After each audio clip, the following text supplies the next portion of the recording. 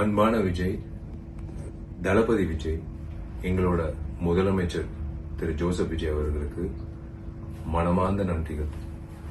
இது ஒரு மிகப்பெரிய ஒரு ரிலீஃப், மிகப்பெரிய ஒரு சாதனைன்னு சொல்லுவேன். நீங்க இன்னைக்கு எடுத்த முடிவு, உங்க அரசாங்கமும் நீங்க ஒரு சிஎம் 717 மதுபான கடைகளை மூட வைக்கிறது, முக்கியமா கல்வி ஸ்கூல்ஸ் பக்கத்துல, முக்கியமா கோயில் பக்கத்துல, முக்கியமா பொதுமக்கள் நடமாறும் பக்கத்துல 717 கடைகள் நீங்க 2 வாரத்துல மூட சொல்லி உத்தரவு விட்டது ரொம்ப ரொம்ப நன்றிங்க. Hats off to you dear CM.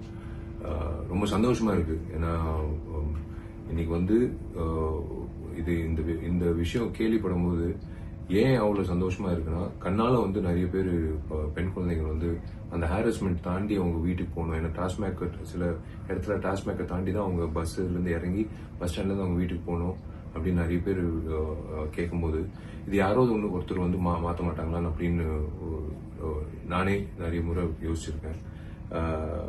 இப்போ அது நடைமுறை செயலுக்கு வரும்போது உண்மையிலேயே ஐ சல்யூட் யூ. எனக்கு விசில் அடிக்க தெரியாது, பட் உங்களுக்கு congratulations. This is the move what we want as common public. இதுதாங்க நாங்க எதிர்பார்க்கறது. ஏன்னா இது அப்கோர்ஸ் கவர்மெண்ட்டுக்கு ஒரு வருமானமா வரும் டாஸ்மேக், அது எல்லாருக்கும் தெரியும். 20,000 கோடிக்கு மேல வரும். பட் இருந்தாலும் நீங்க அந்த ஒரு விஷயம் 717